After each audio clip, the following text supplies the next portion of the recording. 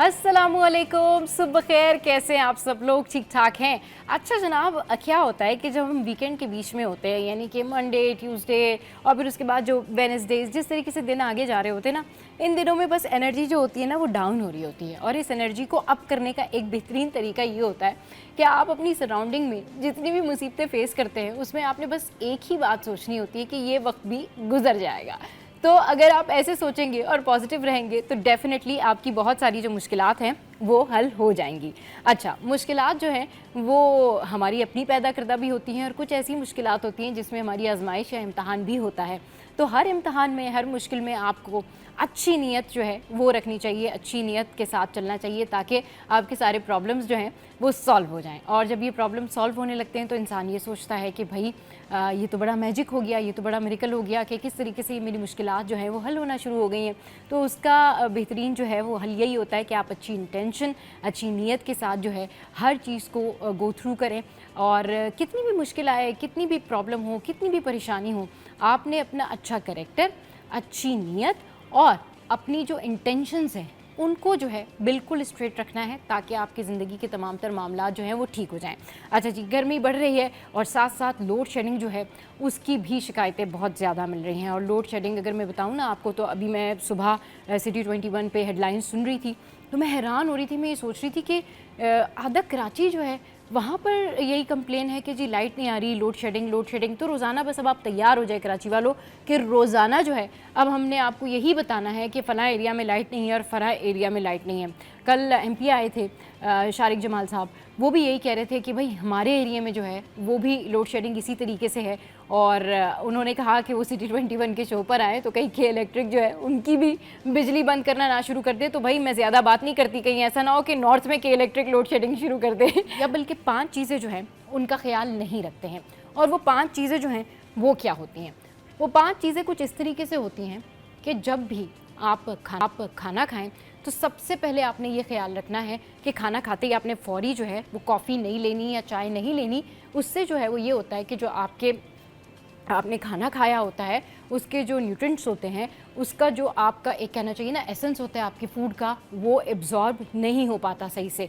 अच्छा जी, फिर खाने के बाद फ़ौरी से आपने ब्रश नहीं करना है। लोग कहेंगे कि भाई ये क्या, ये तो बड़ी अच्छी बात है कि आप खाने के बाद जो है वो ब्रश कर ले। नहीं, खाने के बाद जो है वो अपने ब्रशिंग नहीं करनी है ताकि जो आपका टूथ के ऊपर जो एनिमल है कहीं वो ना ख़त्म हो जाए। अच्छा, उसके बाद खाना खा के फ़ौरी जो है वो आपने फ्रूट्स नहीं खाने हैं। जी हाँ, फ्रूट्स नहीं खाने हैं खाना खाने के फ़ौरी बाद, क्योंकि उससे हो सकता है आपके पेट में दर्द, डाइजेशन का प्रॉब्लम हो सकता है आपको। तो आपने ये काम नहीं करना है। इसके अलावा एक और चीज़ जो कि आपने खाना खाने के फ़ौरी बाद नहीं करनी, वो ये है कि आपने लेटना नहीं है, सोना नहीं है, रिलैक्स नहीं करना है। इससे क्या होगा कि डेफिनेटली आपकी जो फूड एब्जॉर्प्शन है वो प्रॉपर नहीं होगी, आपको गैस की शिकायत होगी और आपका पेट भी जो है वो निकल आएगा। तो हैवी खाना खाने के बाद आपने ये तमाम तर चीज़ें जो है वो नहीं करनी है। और फिर उसके बाद आप अच्छा खाइए, उसके बाद जो है वो आप अच्छी चीज़ें जो है वो अपने इंटेक में शामिल कीजिए। और फिर आप ये कभी भी नहीं कहेंगे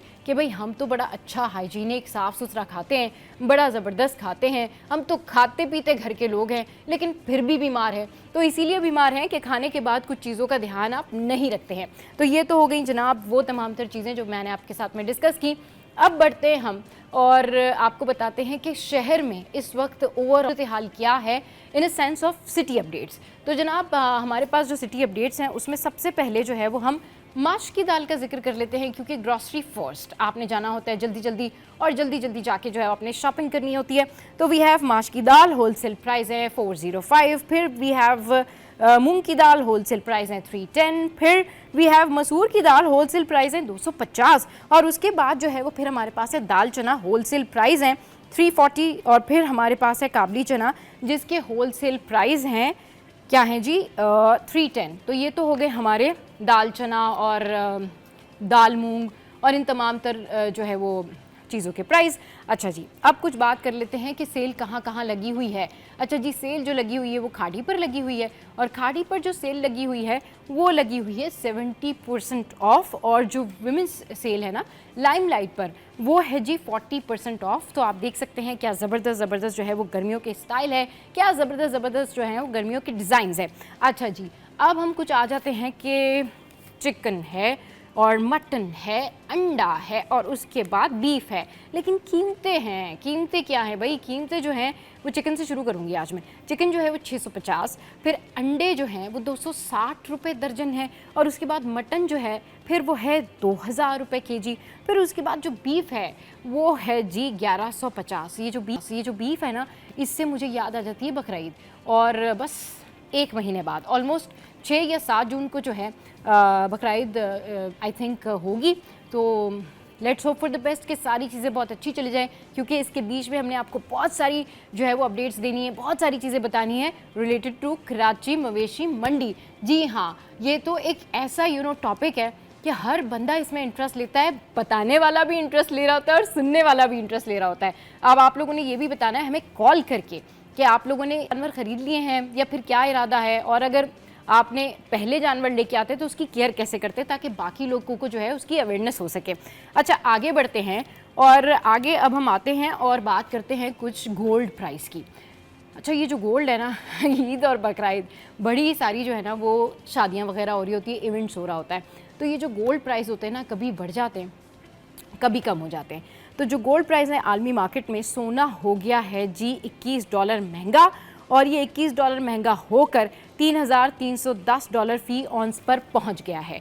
एक तोला सोना 2100 रुपये महंगा होकर 3,49,200 रुपये का हो गया है, और फिर इसके अलावा 10 ग्राम सोना 1800 रुपये महंगा होकर 2,99,382 रुपये का हो गया है। और फिर अगर हम बात करें चांदी की, तो जो एक तोला चांदी है वो जो है उसकी कीमत 3,497 रुपये पर बरकरार है। तो ये तो हो गए जी गोल्ड रेट्स। इसके बाद जो है वो हम बात करते हैं कि अब मौसम कैसा है। तो कराची वालों, मौसम तो गर्म है, मरतूब है, और सूरज आग दिखा रहा है। सूरज जो है वो आंखों को जला रहा है, स्किन को जला रहा है।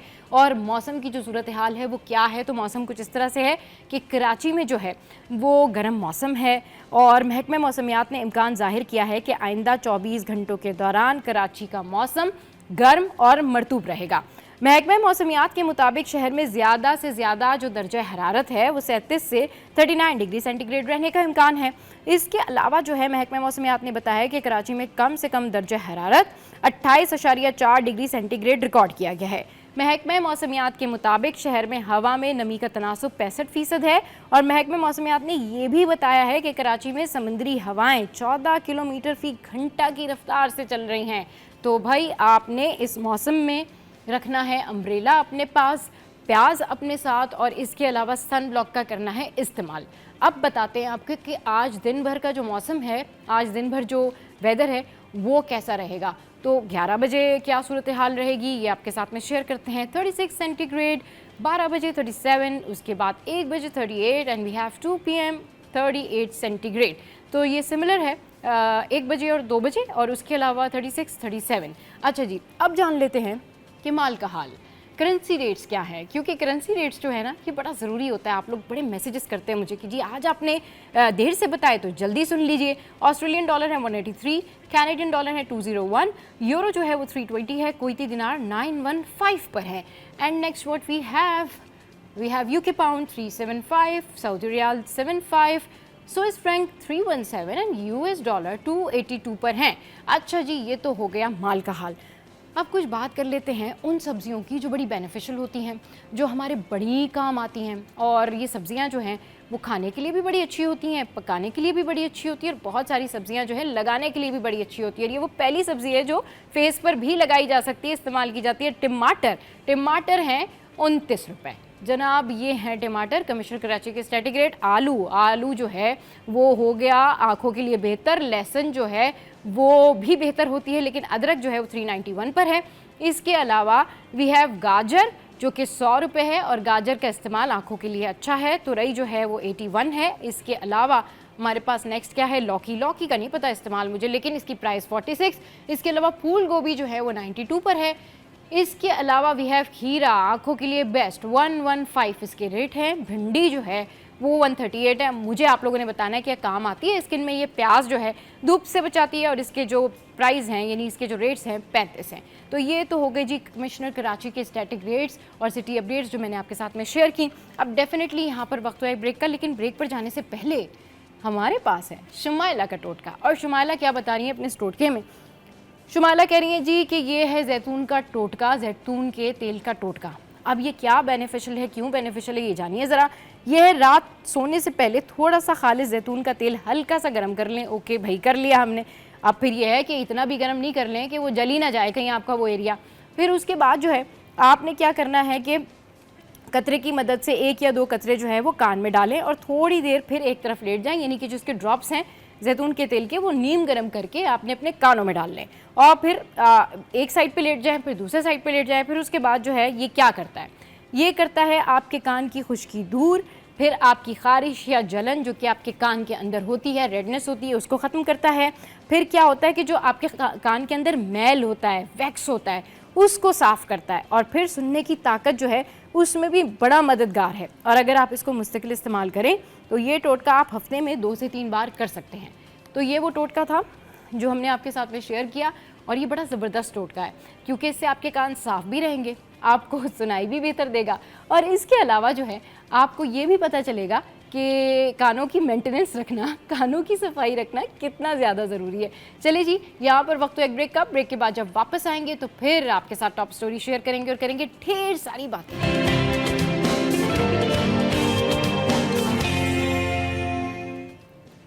Welcome back. तो शहर कायद से अब जो खबरें हैं उनके आने का सिलसिला जारी है और वो खबरें क्या हो सकती हैं मैक्सिमम। हम कराची वाले तो इसके बड़े आदी हो गए कि लोड शेडिंग हो गई, कहीं पर एक्सीडेंट हो गया और कहीं पर कोई अगवा हो गया या फिर ट्रैफिक जो है वो जैम हो गया। लेकिन ये बड़े अफसोस की बात है कि इस तरह की खबरें रोज़ाना आना और उनका कोई सद्देबाब ना निकलना।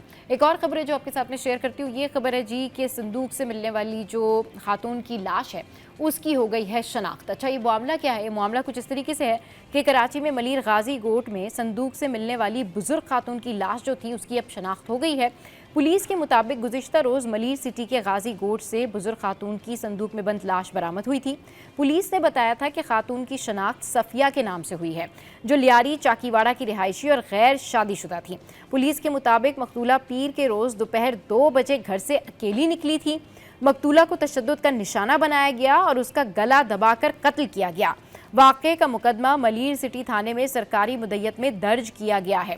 तो ये खबर जो मैंने आपके साथ में शेयर की, ये मलीर से खबर है और बड़ा अफसोस होता है कि इस तरीके से जो है वो अगर कोई खातून निकली हैं घर से और उसके बाद फिर इस तरह के वाक़यात सामने आना, ये बड़ा ही जो है ना एक अलमिया है कि हमारे शहर में जो है वो सिटी सिचुएशन इतनी ख़राब है कि अगर कोई किसी काम से भी कहीं निकला है या कोई और वजूहात भी हैं या कोई प्रॉब्लम भी है तो फिर इस तरह के वाक़यात जो हैं वो सामने आते हैं। That's really sad. अच्छा जी, अब आपको बताते हैं कि जो एक रिसर्च है, और रिसर्च क्या है, रिसर्च कुछ इस तरीके से है कि जो घरेलू अशिया हैं, यानी कि उसके ऊपर अब क्या चीज़ें हो रही हैं, उसके साथ ये चीज़ें हो रही हैं कि जो घरेलू इस्तेमाल की अशिया है उसमें मौजूद जो केमिकल्स हैं लाखों अफराद की मौत का सबब हो सकते हैं। And it's a big research और माहिरीन जो हैं वो इस हवाले से कहते हैं कि घरेलू इस्तेमाल की अशिया और कॉस्मेटिक में इस्तेमाल शुदा केमिकल्स नहायत ही ख़तरनाक होते हैं और ये हर साल दुनिया भर में 3,50,000 अफराद की हलाकत का सबब होते हैं, हो सकते हैं। उनका कहना है कि हर वो चीज़ जिसमें केमिकल का इस्तेमाल होता है, आइटम्स से लेकर उसके मुमकिना तौर पर सेहत पर पड़ने वाले असरात के बारे में, ये सारी चीज़ें आपको जानना बड़ा ज़रूरी है।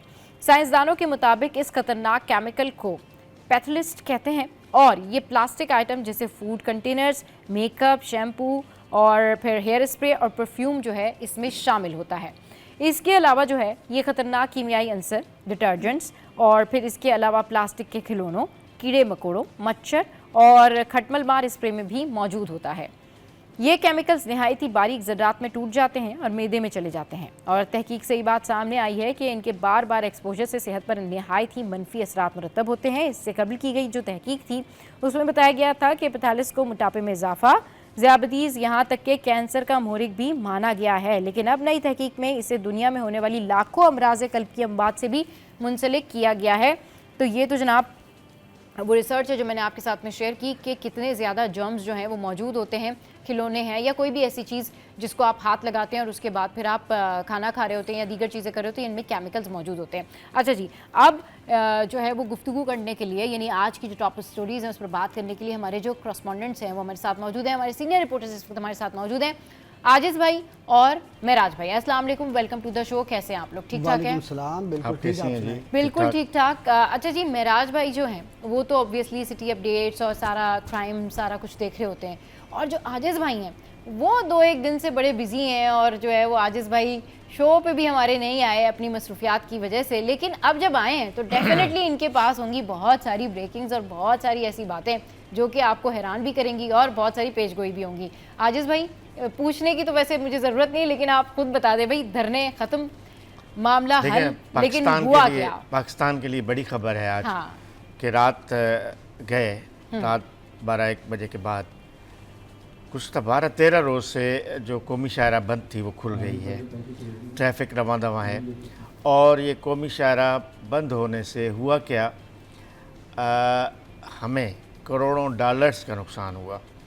और रोज़ाना ये कराची चैम्बर ऑफ कॉमर्स और फेडरेशन ऑफ पाकिस्तान की अदाद शुमार थी कि रोज़ाना लाखों डॉलर्स का नुकसान हो रहा है। 10,000 के लगभग ट्रॉलर्स, कंटेनर्स, ऑयल टैंकर्स, ये हेवी जितनी भी ट्रैफिक है वो गुज़श्ता 12-13 रोज़ से रुका हुआ था। ज़ाहिर है कि पूरे मुल्क को सिंध से रसद होती है, कराची से, ज़ाहिर है कराची एयरपोर्ट से और पोर्ट से और बंदरगाहों से, और तमाम अशिया यहाँ से लेके अफ़गानिस्तान तक यहाँ से सप्लाई होती है। अब ये सप्लाई बंद थी क्योंकि वकला ने धरना दिया हुआ था बरलो बाईपास पे। मुतालबा ये था कि जो दरियाए सिंध पे 6 नहरों की तामीर थी उसको रोका जाए। वो मसला हल नहीं हो रहा था, तो लेकिन शुक्र है कि वो मसला भी खैर खूबी से हल हो गया। फेडरल गवर्नमेंट ने हंगामी बुनियादों पर मुश्तरका मफादात कौंसिल का इजलास बुलाया, चारों सूबों के वज़राए आला उसमें शरीक हुए, और पाकिस्तान पीपल्स पार्टी की उसमें एफर्ट थी। सिंध में ज़ाहिर है सिंध हुकूमत उनकी थी। आपने देखा कि हम इसी प्रोग्राम में बातें कर रहे थे कि हुकूमत छोड़ने तक की धमकी दे दी थी उन्होंने। तो बहरहाल वो मसला खैर खूबी से हल हो गया। और जो CCI है, काउंसिल ऑफ कॉमन इंटरेस्ट, उसने ये तय किया कि कोई भी नहरें नहीं बनेंगी। उसने ये तय किया है कि आइंदा मुश्तरका चारों सूबों की इत्तफाक राय के बग़ैर दरियाए सिंध पे कोई भी कैनाल तमीर नहीं होगा।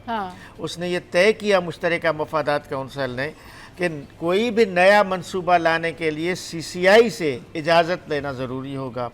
तो ये खैर खूबी से मसला हल हो गया। और उसके बाद फिर भी वकला का एक दूसरा मुतालबा था जिस वजह से ये धरना ख़त्म नहीं हो रहा था। वकला का मुतालबा था कि सिंध से जो ज़मीनें दी गई हैं कारपोरेटिंग फार्म के लिए, वो मुतालबा भी हल किया जाए। तो बहरहाल आखिर में कल सिंध के वज़ीर दाखिला वहाँ पे पहुँचे सखर, और उन्होंने उनसे मुज़ाकरात किए और उनको यकीन दहानी दिलाई कि वो मसला भी हल किया जाएगा। तो लिहाजा रात 12 बजे वो धरना ख़त्म हो गया, बड़े शायान शान तरीके से, धूम धड़कों से और आतिशबाजी से और नाच गानों के साथ साथ ये मसला ख़त्म हो गया। तो कौमी शायरा खुल गई है, ये बहुत बड़ी खबर है आज की। और जो बिजनेसमैनों के कंसर्न थे वो भी ख़त्म हो गए। लेकिन उसके बाद हुआ क्या कि वज़ीर आला सिंध मुराद अली शाह जब CCI का इजलास करके कल सुबह यहाँ पे पहुँचे तो उसका बहुत बड़ा इस्तकबाल किया है पीपल्स पार्टी ने। कराची एयरपोर्ट पे बड़ा शानदार, वो भी बड़े धूम धड़कों के साथ इस्तकबाल था। और जिस पे वज़ीर आला सिंध ने खिताब भी किया था और बताया था कि हम ये मसला हल करके आए, नोटिफिकेशन लेके आए। तो इस तरह ये जो इतना बड़ा इशू था वो आखिर थम गया है, ख़त्म हो गया है। चले जी, इतना बड़ा जो इशू था वो आखिर थम गया और ख़त्म हो गया है। और एक्चुअल में बहुत क्योस था, बहुत लोग परेशान थे, और हम बार बार सिटी एट 10 से जो है वो आपको बता रहे थे कि अब क्या करंट सिचुएशन है। तो अब ऑलमोस्ट ये मैटर सॉल्व हो गया इस सारे मसले के ऊपर। आतिश भाई की एक स्पेशल रिपोर्ट है, वो आप देखिए। इनके अवाम की जीत, ना लाशें गिरी ना हक मारा गया। वज़ीर आला कहते हैं कैनाल मंसूबा खत्म हो चुका, अब धरने भी खत्म किए जाएं। कराची एयरपोर्ट के टर्मिनल 1 पर वज़ीर आला सिंध मुराद अली शाह के इस्तकबाल के लिए पीपल्स पार्टी के कारकुनों, वुज़रा और अरकान असेंबली की बड़ी तादाद मौजूद थी। कारकुन पार्टी के झंडे लहराते रहे और जोश और खरोश से नारे लगाते रहे। वज़ीर आला सिंध को वुज़रा और पार्टी रहनुमाओं ने फूलों के हार पहनाए। इस्तकबाल के बाद जुलूस की सूरत में वज़ीर आला सिंध को बाहर लाया गया, जहां कारकुनों ने पुरजोश अंदाज में नारेबाजी की। मुराद अली शाह ने कहा कि दरियाए सिंध पर कैनालों का मंसूबा खत्म हो चुका है। ये सिंध हुकूमत और अवाम की बड़ी कामयाबी है।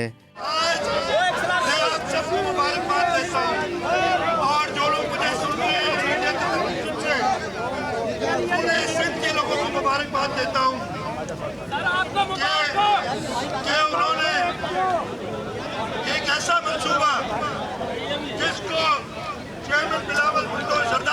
के हुक्म में जो मंसूबा आपने कल देखा होगा जब इनामिया निकले और वो CCI निकले तो कैंसिल किया हुआ है, कैंसिल हुआ है। ये सब कैंसिल करके वज़ीर आला सिंध बोले कुछ अनासिर नहीं चाहते थे कि मसला खुश उसलूबी से हल हो, वही लोग सदर आसिफ अली जरदारी के खिलाफ भी बेबुनियाद प्रोपेगंडा करते रहे। वकला मुतालबा कर रहे थे कि या नोटिफिकेशन दें या लाशें गिरती देखें। हमने लाशें गिरने नहीं दी, हमने नोटिफिकेशन दे दिया। अब धरने खत्म किए जाएं। ये वही लोग हैं जो आसिफ अली जरदारी साहब के खिलाफ प्रोपेगेंडा कर रहे थे। अरे भाई, अकल के अंदर कोई सदर कोई वज़ीर आज़म दस्तखत नहीं करता, सारे फॉर्म होते हैं। एक बात करें, कहते थे हमारी लाशें जाएंगी या नोटिफिकेशन आएगा। हमने लाशें नहीं जाने दी, हम नोटिफिकेशन लाए। तो मैंने असेंबली के फ्लोर पे कहा था, मैंने कई बार प्रेस ब्रीफिंग्स में कहा कि ये कनाल नहीं बनेंगे, मेरी गारंटी है। मेरी गारंटी मुराद अली शाह की गारंटी नहीं, मेरी गारंटी पाकिस्तान पीपल्स पार्टी की गारंटी है, मेरी गारंटी बिलावल भुट्टो जरदारी की गारंटी है। इस्तकबाल के बाद वज़ीर आला सिंध का काफिला एयरपोर्ट से वज़ीर आला हाउस रवाना हुआ, जहां कारकुनान ने उनका भरपूर खैर मकदम किया। कैमरामैन शाहजेब रजा के साथ आजिज़ जमाली, सिटी 21। तो आपने आजिज़ भाई की ये रिपोर्ट देखी और पूरी डिटेल रिपोर्ट थी जिसमें उन्होंने सारी चीज़ें मेंशन की कि किस तरीके से ये मसला सॉर्ट आउट हुआ। बात यही है कि अब जो है वो चीज़ें मूव ऑन होंगी और फिर बात होती है कि अब कह रहे थे कि जी मईशत जो है वो भी एक तरीके से जो है ना वो उसका पहिया भी रुक गया है, तो अब थिंग्स विल गो ऑन, ये बड़ी अच्छी बात है। अच्छा, अब शहर कैद के हवाले से जो हमारे पास खबरें आती हैं, अभी जो हमने आपके साथ में एक खबर शेयर की कि संदूक से खातून की लाश बरामद हुई। महराज भाई, क्या हमारा ये शहर अब इतना पीछे चला गया, हम इतने बैकवर्ड हो गए हैं कि मतलब अगर एक खातून रात में 2 बजे 3 बजे या इनफैक्ट सुबह में दिन में कभी भी कहीं जा रही हैं तो लाशें ऐसे संदूकों में मिलेंगी फिर?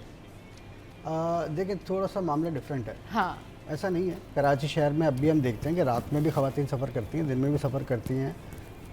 छोटे मोटे वाक़यात तो खैर माशरे का जो हिस्सा हैं वो भी हो रहे होते हैं, नज़र में आते हैं, रिपोर्टेड भी होते हैं। अच्छा, ये जो खातून वाला मामला है, इसमें संदूक पे एक बॉडी मिली मलिर सिटी थाने की हदूद में, गाजी गोट है मलिर में। तो उसके बाद उनकी शनाख्त हुई सफ़िया के नाम से। तो ये एक हमारे सहाफ़ी दोस्त हैं, एक निजी चैनल में रिपोर्टर भी हैं, उनकी सगी फूफी हैं वो, ठीक है। चाकीवाड़ा लियारी में इनकी रिहाइश थी और गुज़श्ता रोज़ जो एक अपने घर से निकली थी, उसके बाद से लापता थी ये, सही, और नहीं मिल रही थी। उसके बाद इनकी इस तरह से बॉडी मिली है। तो अच्छा, उनकी एज भी 60 समथिंग बताइए। हाँ। और गला दबाकर उनको मारा गया और तशद्दुद के भी निशानात हैं।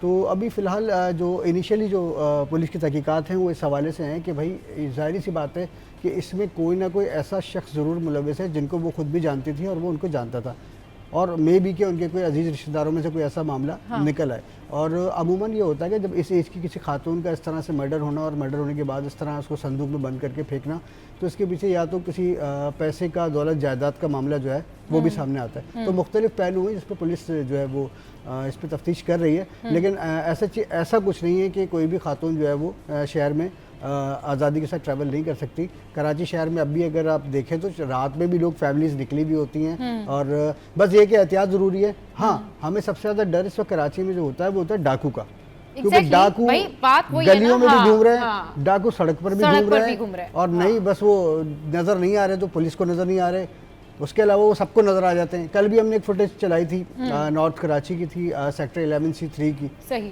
तो अब अंदरूनी गलियों में भी डाकू घूम रहे हैं। बेचारा एक शख्स जो है वो नाश्ता वाश्ता लेके जा रहा था, बस उसको वो आए हैं।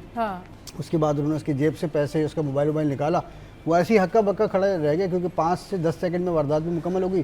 तो बात यह है कि गलियों में भी डाकू हैं, सड़कों पर भी डाकू हैं। अब पुलिस जो है वो सिवाय दावों के कुछ भी नहीं कर रही, कोई चीज़ हमें अमली तौर पर तो नज़र नहीं आ रही है इसमें। सही, तो बिल्कुल ठीक कह रहे हैं कि अमली तौर पर जो है वो ऐसी कोई चीज़ नज़र नहीं आ रही है। और पुलिस जो है वो वाकई महराज भाई ने बहुत अच्छी बात की कि सबको चोर नज़र आ रहे हैं, डाकू डकैत सबको नज़र आ रहे हैं, बस पुलिस को नज़र नहीं आ रही। क्या कोई माइक्रोस्कोप, कोई ऐसी कोई दूरबीन दे दी जाए, इंसान जो है ना इस तरीके से इनके साथ कुछ इस तरह से प्ले करे कि भाई लोगों आप दूरबीन ले लें, ताकि आपको चोर जो हैं, डाकू जो हैं वो विजिबल कोई नज़र आ जाए, दूर से आपको दिख जाए। सबको दिखते हैं लेकिन हमारी पुलिस को नज़र नहीं आते। चलिए जी, यहाँ पर वक्त तो एक ब्रेक के बाद जब वापस आएंगे तो सिटी सिचुएशन पर मजीद जो है वो बात करेंगे। हमारे साथ ही रहिए।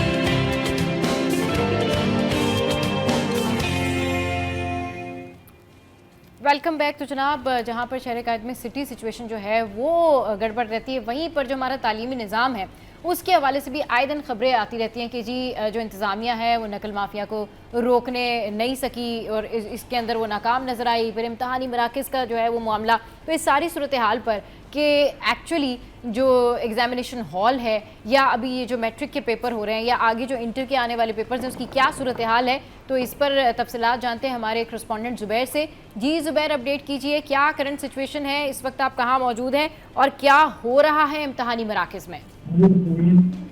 बिल्कुल जी, देखिए तहरीरी तालीमी बोर्ड कराची के तहत इम्तहानात के हवाले से मैं आपको बताऊँ तो आज इम्तहानात का 16वां रोज है और मगर पेपर के हवाले से बात की जाए तो नकल मुफ्तियाँ जो है वो रोज को दिखाई देती है। इस्लामी तालीमी बोर्ड कराची का आज जो है शॉर्ट टर्म पेपर था जो कि गालिबन फेलियर बच्चों के लिए आज का जो पर्चा है वो मुख्तस किया गया है, जो कि सिंधी सलीस और उर्दू सलीस का पर्चा है। लेकिन आज 16वां दिन है मैट्रिक बोर्ड कराची के पर्चे का, जहाँ पर जो पर्चा है वक्त से कबल 15 मिनट कबल वक्त जो है पेपर व्हाट्सएप ग्रुप की जीनत बन गया। तो मैट्रिक बोर्ड कराची जो है पर्चा रोकने के हवाले से अगर बात की जाए तो बिल्कुल ना काफी इक़दामात उठाते हुए दिखाई दे रही है कि तालीमी तालीम बोर्ड कराची के तहत इम्तहानात में नकल माफिया उर्ज पर है और रोज बरोज जो है पर्चा व्हाट्सएप ग्रुपों की जो जीनत है वो बना हुआ है और इम्तहानी औकातिकार के दरमियान और इम्तहानी औकातिकार से कबल 15 मिनट कबल जो है व्हाट्सएप पर पर्चा जो है वो आउट हो जाता है। तो मैट्रिक की सूरत हाल तो ये है कि जहाँ पर एक जानिब नकल माफिया जो है ठीक है, नकल माफिया जो है वो बेलगाम है और इस तरीके से जो हमने देखा कि जी पर्चा जो है वो आउट हो गया। और इस बीच जब ये ब्रेकिंग ज़ुबैर की जानिब से दी जा रही थी तो महराज भाई आप कुछ बात कर रहे थे कि ये क्या चल रहा है। महराज भाई सीरियसली आप बताएं कि हमारा शहर, हमारा तालीमी निज़ाम किस तरफ जा रहा है? देखिए ये नकल माफिया वाला जो मामला है ये तो चले बरसों से चल रहा है, हम देख रहे हैं शहर में, जाहिर सी बात है, हमने भी स्कूलिंग की, कॉलेज गए, तो ये चीज़ें चलती रहीं। लेकिन अब एक चीज़ जो है वो हमें ये पता है कि भाई रोज़ाना की बुनियाद पर 16वां रोज़ है आज, ठीक है, 9th और मैट्रिक के पेपर्स का, एग्जैक्टली, ठीक है, आपको रोज़ाना ये पता चल रहा है कि जी पेपर आउट हो गया, व्हाट्सएप ग्रुप पर आ गया। कैसे आ गया? देखिए बात यह है कि अगर मैं जिस इदारे में काम करता हूं और मेरे इदारे में अगर 10 लोग काम करते हैं तो 10 लोगों में से कोई एक तो है या दो हैं जो मुलविस हैं। तो 16वें रोज अब इख्तिताम है, आज मैट्रिक का लास्ट पेपर है आज, ठीक है। लेकिन हैरत की बात यह है कि विजिलेंस टीमों ने छापे मारे, नकल वकल करते हुए थोड़ी बहुत उन्होंने अपनी कार्रवाइयाँ दिखाई, जो इत्माम हुज्जत जो जिसको बोलते हैं पूरा किया। लेकिन बात यह है कि उस शख्स तक पहुंचने की किसी ने ज़रूरत ही नहीं महसूस की, ना तो कोई मुकदमा दर्ज करवाया गया। भाई आप महकमा तालीम मुकदमा दर्ज करवा देता कि भाई कहाँ से हुआ है ये, मैट्रिक बोर्ड का अगर कोई मुलाजिम है तो वहाँ के थाने में मुकदमा दर्ज होता, तफ्तीश होती, तहकीक होती, CCTV कैमराज लगे हुए, कंप्यूटराइज सिस्टम है पूरा। ऐसा कैसे हो सकता है कि आपको ये ना पता चले कि भाई ये पेपर किसने लीक किया, किसने आउट किया है? और ये फ्री में तो नहीं हुआ होगा, इसके पीछे एक बहुत बड़ा अमाउंट होता है।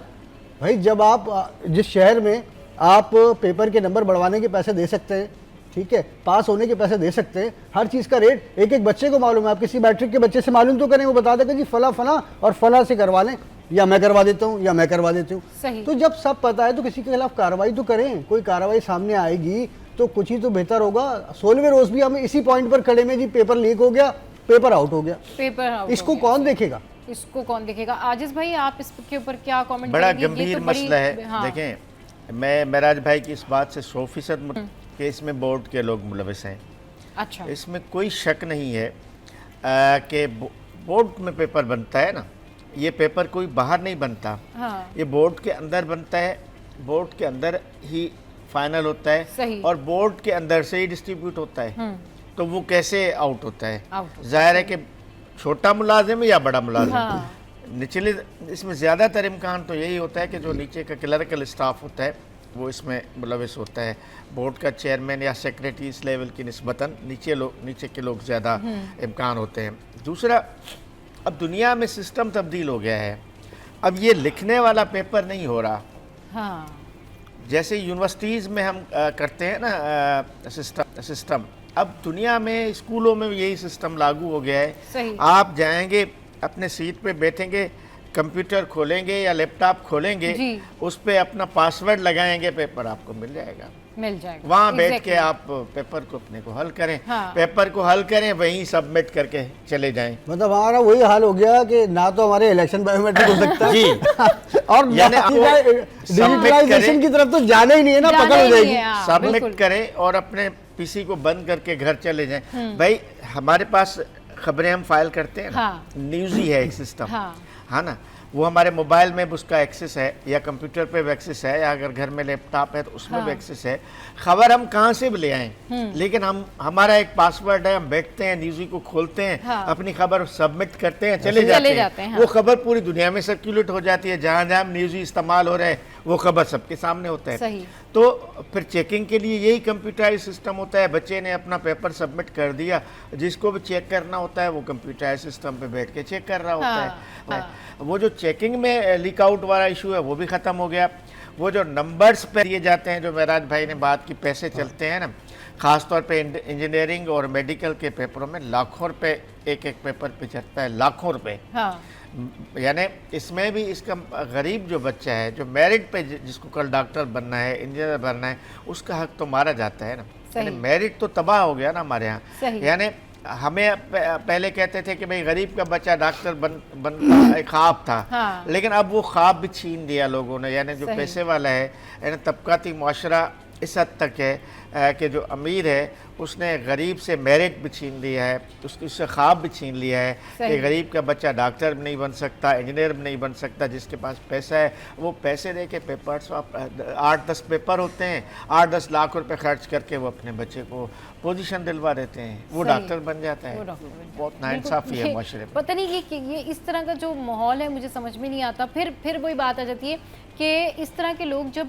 बड़े ओहदों पर जाते हैं या बड़ी सीट्स पर बैठते हैं तो उनके पास ना फैसला करने की सलाहियत होती है, ना विजन होता है, ना ही उतना एक्सपोजर होता है, क्योंकि वो जिस तरीके से पीछे से अपनी एजुकेशन सिस्टम कंप्लीट करके आ रहे होते हैं तो आगे फिर वही मामला जो है वो देखने में आते हैं। महराज भाई देखें, सूरत यह है बदकिस्मती से पाकिस्तान में, हाँ भले वो सिपाही भर्ती हो या भले वो डॉक्टर बन रहा हो, सही, ठीक है ना, जब आप शुरू से इन्वेस्टमेंट करना शुरू करेंगे ना हाँ। किसी भी काम में, मतलब देखिए एक होता है दिल से और मेरिट पर काम होना, हाँ। दिल से पढ़ाई करना एक जद्दोजहद के साथ, वो एक अलग मामला है। सही। लेकिन जब आप शुरू से ही पेमेंट्स करते हुए ऊपर आएंगे ना तो फिर आप उसकी रिकवरी पर पहले ध्यान देंगे, और जब आप रिकवरी पर ध्यान देंगे तो आप ये कैसे समझ सकते हैं कि एक आला ओहदे पर बैठ के या किसी ऐसे मनसब पर बैठ के वो मेरिट पर काम कर पाएगा बंदा। तो हमारे यहाँ तो सरकारी नौकरियाँ पैसों से मिलती हैं, ठीक है, सबके सामने है भाई, भले वो महकमा तालीम हो या कोई भी महकमा हो, सबको पता है कि भाई इतने पैसे दे दो आपकी नौकरी लग जाएगी। अब जो शख्स, मैं तो चले छोड़े, मैं तो पुलिस पर आ जाता हूँ, पुलिस का एक सिपाही जो है वो पहले कभी 2 लाख रुपए में भर्ती हुआ करता था अनऑफिशियली, मुबैना, ठीक है, अच्छा। अब मुबैना वो 10 लाख रुपए में पहुंच गया, ठीक है। Oh God, अब जो अच्छा, शख्स 10 लाख रुपए दे के सिपाही की हैसियत से भर्ती होगा और सारे इम्तिहानात भी पास करेगा, उसके बावजूद भी पैसे देगा, ठीक है, मुबैना तौर पर बोल रहा हूँ, ठीक है। अब वो जब पोस्टिंग मिलेगी उसको ट्रेनिंग के बाद, सही, क्योंकि ट्रेनिंग के दौरान भी वो पैसे देता रहेगा मुशक्कतों से बचने के, ठीक है, अच्छा, मुबैना और बड़ा इदारा ठीक है है ना, आप मुबैना समझ तौर करें। पर। अब जब वो मजबूरी तौर पर 15-20 लाख रुपए खर्च करके फाइनली किसी थाने में पोस्ट होगा, हाँ। और सड़क पर निकलेगा सही, 2 सिपाही के बिल्कुल, साथ हाँ। मोटरसाइकिल के गश्त पर या मोबाइल के गश्त पर, वो क्या करेगा मेरे साथ, अवाम के साथ, पब्लिक के साथ, सबसे जो पहले उसने वो पैसे अपनी लगाए वो रिकवरी निकालेगा, करेगा, हाँ, बिल्कुल, रिकवरी के सबसे बाद पहले। प्रॉफिट लाएगा फिर वो अपना। हाँ। तो हमारे यहाँ सीधी सीधी सिचुएशन यही है। सही। मुलाजमतें देने का एक हाँ। बड़ा इदारा है सिंध में, जिसको हम सिंध पब्लिक सर्विस कमीशन कहते हैं। सही, सिंध पब्लिक सर्विस कमीशन जैसा इदारा भी अभी रुश्वत से जो है आज़ाद और पाक नहीं है। अच्छा, सही, यानी मैंने जैसे कहा ना, तो मेडिकल की हम स्टूडेंट्स की बात की, पहले सरकारी मुलाजमतों में कमीशन पास, ये मिसालें हैं कि किसी मोची का बच्चा जो है कमीशन दे के अफसर बन गया, हाँ। किसी मजदूर का बच्चा कमीशन दे के अफसर, हाँ। किसी छोटे मुलाजिम की बेटी कमीशन पास दे के असिस्टेंट कमिश्नर बन गया। ये मिसालें मौजूद थी। अब तो ऐसी खबरें अब भी नहीं नहीं हो आती रहा। दूर दूर तक। अब ये नहीं हो रहा। अब कमीशन पास भी अमीर का बच्चा, डॉक्टर भी अमीर का बच्चा बन रहा है, इंजीनियर भी अमीर का बच्चा बन रहा है, और कमीशन में भी यही सूरत हाल है कि जो करोड़ों रुपए रिश्वत देता है उसी का ही बच्चा कमीशन पास होकर अफसर बन जाता है। तो ये मतलब हम अलमनाक, फिर हम कहते हैं कि मसाइल है। सही, चले मसाइल इसलिए तो जन्म लेते हैं। हाँ, चले जी, फिर हम ये कहते हैं जिस तरह से आजिज़ भाई कह रहे थे कि मसाइल है, मसाइल बहुत ज़्यादा हैं और जब तक मेरिट के ऊपर लोगों की भर्तियाँ नहीं होंगी ये मामला बेहतर नहीं होंगे। यहाँ वक्त एक ब्रेक का, हमारे साथ रहिए।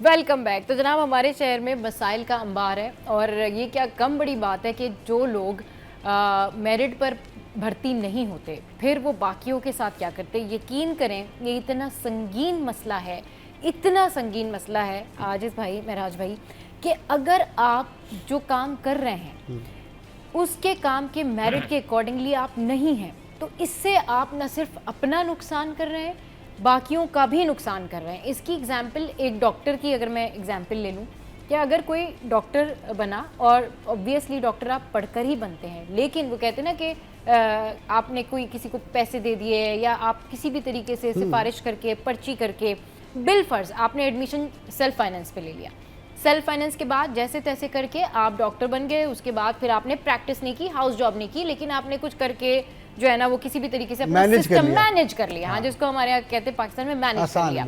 अब जितने पेशेंट्स आपके पास आ रहे हैं आपके खुद के लिए भी वो बहुत नुकसानदेह है कि अगर उनमें से किसी को आपके बारे में पता चल जाता है या किसी का कोई केस खराब हो जाता है, किसी की तबीयत बिगड़ जाती है तो आपने भी पकड़े जाना है। और वो जो पेशेंट्स आ रहे हैं, वो जो एक पूरा सिस्टम है, वो आप एक की वजह से क्रिपल हो रहा है, मफलूज हो रहा है। तो अगर आप मेरिट पर किसी जगह पर भी अपॉइंटेड नहीं है तो ट्रस्ट मी आप अपने साथ बहुत बुरा कर रहे हैं, क्योंकि इन दी एंड वो पेशेंट तो रोता धोता अपने घर चला जाएगा, सब्र आ जाएगा, लेकिन उसके बाद आपका भी करियर नहीं रहेगा। आपको भी लोग आपको भी जान जाएंगे कि नहीं भाई आप उतने ब्रिलियंट डॉक्टर नहीं है, क्वैक्स बैठे हुए हैं। महराज भाई, जो कंपाउंडर टाइप के लोग होते हैं वो डॉक्टर बनकर बैठे हुए हैं और आप देखें कि कई जगहों पर ऐसा है आजिज़ भाई कि जो कंपाउंडर टाइप के लोग हैं वो अपने आप को डॉक्टर कह के बैठे हुए हैं, अताई डॉक्टर कहते हैं जिनको, और वो उनको कोई पूछने वाला नहीं और वो अताई डॉक्टर हैं। और आप सोचें अताई डॉक्टर जो है वो आपको बता रहा है कि जी हेपेटाइटिस का इलाज ऐसे होगा, आप सोचें ये हाल है। हम बसों मतलब में और वो कॉन्फिडेंट है और वो बुरा मान जाएगा अगर आप उसको कहेंगे ना कि भाई आप तो अताई डॉक्टर हैं और आप you can not do this, वो बुरा मान जाएगा। वो कहेगा मेरा तजुर्बा है, मेरा तजुर्बा। अरे आपका तजुर्बा कैसे हो सकता है, आपको पता ही नहीं है कि अंदर स्टमक में क्या चल रहा है, आप मेडिसिन। अच्छा, जैसे आजिज़ भाई ने बड़ी अच्छी बात कही थी कि अब वो पब्लिक सर्विस कमीशन का मामला भी और मेडिकल के मामला में भी मुबैना तौर पर जो है ये धांधली और रिश्वत वाले मामला आ गए। अच्छा, इसकी एक छोटी सी मिसाल है, उसमें आपने देखा कभी पिछले कोई 10, 15, 20 साल पीछे चले हैं, कभी डॉक्टरों को लड़ते हुए देखा है हॉस्पिटल्स में, हड़तालें करते हुए और एक दूसरे को लाते घूसे मारते हुए? हाँ, डॉक्टर्स लड़ते हैं आपस में समहाउ, अगर उनके अंदर कोई आपसी कोई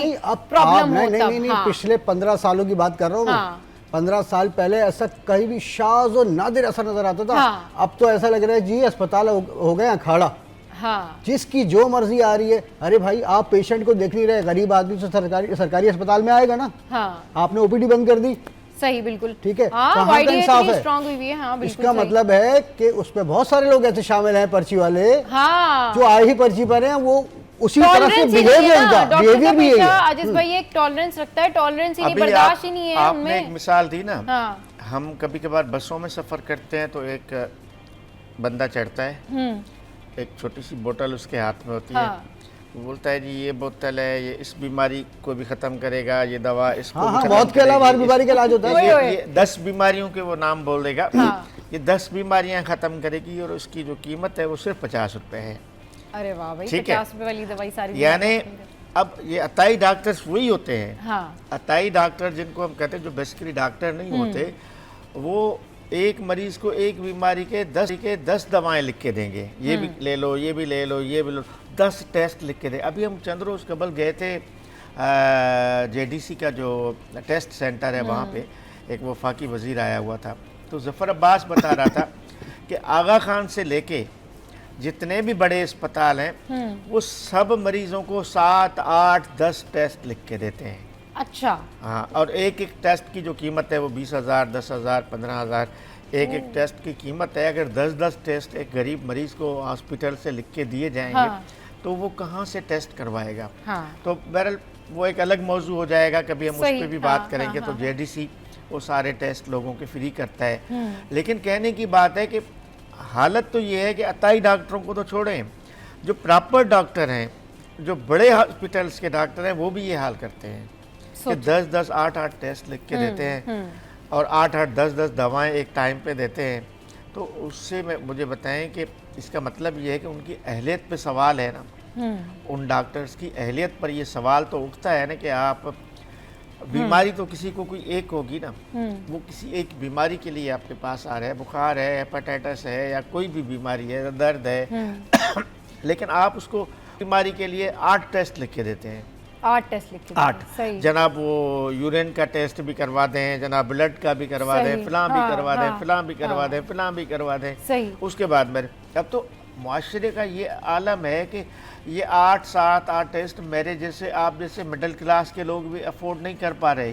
सही, बिल्कुल सही कह रहे हो। इतने महंगे महंगे टेस्ट होते हैं, बिल्कुल 50,000 60,000 रुपए के आपको टेस्ट लिख के दिए जाएंगे, तो आप क्या करेंगे? आप कहेंगे छोड़ दो। उसमें आजिज भाई जो हमने सुना है उसमें आप अक्सर देखते होंगे, अगर आप डायरेक्टली अगर प्रिस्क्रिप्शन पे उसने कोई लेटर पर लिखा नहीं है ना, तो आपसे वो सवाल करेगा कि डॉक्टर बताएं कौन है। नहीं, मैं इसमें वो डॉक्टर का नाम लिखेंगी। अच्छा, इसके पीछे का एक रीजन महाराज भाई, वो उसी पे आ रहा था। बड़ा रीजन है इसका। ये जफर अब्बास ने बताया। मैं भी समझ गई हूँ। उसमें पता क्या है, उस डॉक्टर का कमीशन रखा हुआ होता है। वो डॉक्टर जो भेजता है ना टेस्ट के लिए, और अच्छा वो बोलेगा कि फिलहाल लैब से जाके टेस्ट करवाएं। ऐसा भी है। हाँ बिल्कुल। अच्छा, लैब भी टोल्ड यू कि आपने इसी लैब को जाके टेस्ट करवाना है, यहाँ के रिजल्ट्स जो हैं वो अच्छे होते हैं, उस लैब पे उस डॉक्टर को कमीशन मिल रहा है। कमीशन। अच्छा, कुछ सालों में एक और भी चीज सामने आई है। अमूमन हम भी देखे अपने बच्चों को, या खुद बीमार हो गए, वाइफ बीमार हो गई, बहन हो गई बीमार, आप जाते हैं डॉक्टर के यहाँ। अब आप जब भी डॉक्टर के पास जाते हैं, वहाँ पर ना आपको जो अपना इनके रिप्रेजेंटेटिव्स होते हैं ना फार्मास्यूटिकल कंपनीज के, वो लाइन लगी हुई होती है, एक बैठे हुए होंगे वो, नई नई अद्वियात आ रही हैं। अच्छा, उसके बाद फिर हमने ये भी सुना कि भाई डॉक्टर्स को जो है वो फ्री में जो है वर्ल्ड टूर भी करवाए जाते हैं, पाकिस्तान टूर भी करवाए जाते हैं। तो भाई इसके पीछे कुछ ना कुछ तो गोरख धंधा है ना। ऐसा तो कुछ भी नहीं कि सब कुछ क्लियर तो नजर नहीं आ रहा। भाई शिफा वाले जो डॉक्टर थे पहले, वो तो नब्ज देख के बता दिया करते थे, MBBS डॉक्टर होते थे, इतनी दवाइयों की, इतनी टेस्ट की भरमार नहीं होती थी, समझते थे वो। बिल्कुल। अब सूरत हाल ये है कि अब जाते हैं तो अब सूरत हाल ये है कि अब चीजें जो है वो बिल्कुल बिल्कुल अलग हो गई ना। अब आप ये देखें कि आप अगर किसी डॉक्टर के पास जाते हैं तो आपको ये भी नहीं पता कि एग्जैक्टली वो उसकी प्रॉपर वो ट्रेन डॉक्टर है या नहीं है, वो कहीं अताई तो नहीं है। ये आपको जब भी मालूम होगा जब आप कोई फैमिली डॉक्टर के पास जा रहे हैं, जब आप बड़े हॉस्पिटल में किसी को दिखाने जा रहे हैं। लेकिन गली महलों की जो डिस्पेंसरीज खुली होती हैं, सॉरी टू से, उसमें अगर वो सडन कोई डॉक्टर आया, उसने डिस्पेंसरी खोली है, तो you don't know about him. इसमें लोगों का भी कसूर है जो है ना, वो उसके बारे में कैसे जज करेंगे कि वो कौन है। अब ऐसे तो कहने को तो कोई भी कह दे कि जी वो डॉक्टर है, लेकिन वो फिर पता जब चलता है, जब वो मेडिकेशन होती है ना और उसके साइन एंड सिम्टम्स बिल्कुल आउट हो जाते हैं, तो पता चलता है कि जी इतना बड़ा लॉस हो रहा है। लेकिन फिर भी वो मानने को तैयार नहीं होते। वो कहते नहीं जी आपने जो दवाई थी ना वो ठीक से नहीं खाई होगी। चले, मैं राज भाई और आजिज भाई इस वक्त हमारे साथ मौजूद थे। यहाँ पर वक्त तो एक ब्रेक का, ब्रेक के बाद जब वापस आएंगे तो फिर करेंगे आज हम ढेर सारी बातें, जिसमें आज एक स्किन ट्रीटमेंट है जो कि बिल्कुल कहना चाहिए कि एक जदीद तरीन ट्रीटमेंट है स्किन के हवाले से, और ख़वातीन जो हैं उनमें जो है ये ट्रीटमेंट बड़ा मकबूल हो रहा है। इसके हवाले से करेंगे बात, लेकिन एक ब्रेक के बाद।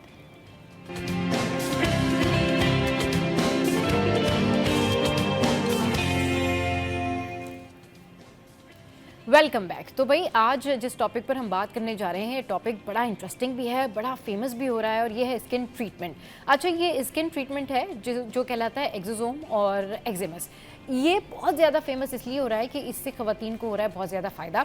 अब जिस तरह की जो स्किन चाहिए होती है, यंग और ग्लास स्किन और ग्लो स्किन, वो इस ट्रीटमेंट से जो है वो बाकायदा तौर पर ख़वातीन को फ़ायदा होता है। वो जाती हैं एस्थेटिक क्लिनिक्स में, वहाँ पर जाके कहती है कि जी हमें ये ट्रीटमेंट चाहिए। लेकिन बहुत सारे ऐसी ख़वातीन भी हैं जिनको एक्सोसोम ट्रीटमेंट से बहुत ज़्यादा कंसर्न भी है, लोग इस पर तनकीद भी कर रहे हैं, लेकिन उसके बावजूद भी ये बहुत ज़्यादा जो है वो फेमस हो रहा है। मतलब एस्थेटिक वर्ल्ड में जो है कहना चाहिए कि न्यू ट्रेंड कर रहा है और टॉप ट्रेंड पर है ये जो ट्रीटमेंट है। इसके ऊपर बात करने के लिए हमारे साथ है जी डॉक्टर हसन औज, और हमारे साथ हैं डॉक्टर हिना फहाद, और ब्रोबार से हमारे साथ हैं आमना। तो हम तीनों को करते हैं वेलकम। कैसे हैं आप तीनों? ठीक ठाक? बिल्कुल ठीक, आप कैसे हैं? अच्छा जी, सबसे पहले जो है वो डॉक्टर साहब से शुरू करते हैं। ये बताइए कि ये जो ट्रीटमेंट है वाकई इस तरह का ट्रीटमेंट है कि डॉक्टर्स इसको जो है वो खुद भी रिकग्नाइज करते हैं, डॉक्टर खुद भी जो है वो कहते हैं कि नहीं ठीक है आप जाएं और एक्सोसोम्स करवा लें, आपको बहुत ज़्यादा फ़ायदा होगा इससे? अच्छा ट्रीटमेंट है? सो बेसिकली मैं आपको पहले ये बताऊं कि व्हाट इज़ एक्सोसोम्स, ट्रीटमेंट क्या होती है, किन लोगों को दी जाती है। सो एक्सोसोम्स बेसिकली टाइनी वेसिकल्स होते हैं जो डिराइव किए जाते हैं आपके एमनियोटिक फ्लूइड से, जो कि आपके प्लासेंटा में मौजूद होता है। प्लासेंटा कहाँ से आता है? जब एक औरत प्रेग्नेंट होती है, जब वो कंसीव कर रही होती है, after she delivers the baby, तो वो आपका एमनियोटिक सैक, एमनियोटिक फ्लूइड सब रिमूव हो जाता है। तो उससे आप वो फ्लूइड लेते हैं, उसको आप चेम्बर्स में डाल के सेंट्रीफ्यूज करते हैं और फिर ये एक्सोसोम्स डिराइव होते हैं।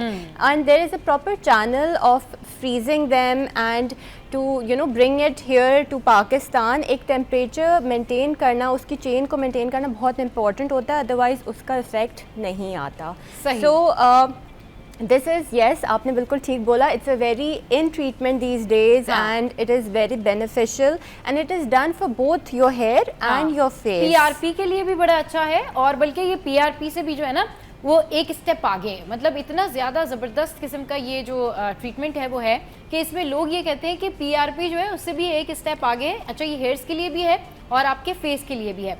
तो ये बताइएगा कि अब जो लोग इस ट्रीटमेंट को करवाते हैं तो जाहिर सी बात है उसके फ़ौरन बाद तो उनको जो ग्रेजुअली स्लोली रिजल्ट्स आना शुरू होते हैं, लेकिन ये बात बिल्कुल ठीक है कि उनकी स्किन जो है वो बड़ा ग्लो करती है और यंग लुक आने लगती है। मतलब आपको लगता है आप स्कूल गोइंग हो गए हैं, आप कोई कॉलेज गोइंग हो गए, और जो है ना वो मज़े से आपकी स्किन बड़ी प्यारी हो गई है। अब अगर आपने कोई लोकल प्रोडक्ट भी लगानी है ना, आपने कोई सस्ता सा फाउंडेशन भी लगाना है, तो वो भी जो है ना उसने चमचम करना है। तो ये ज़रा बताएं कि ये किस हद तक ठीक है, हेल्थ के लिए तो इसमें कोई इश्यूज़ नहीं है, क्योंकि ऑब्वियसली इसकी दो सोर्स हैं। मतलब एक सोर्स है प्लांटेशन, जहाँ से आप प्लांट की सोर्स से एलोवेरा और दीगर चीज़ों के साथ आप इसको कंबाइन करके लगा रहे होते हैं। अच्छा, और दूसरी सोर्स है प्लेसेंटल।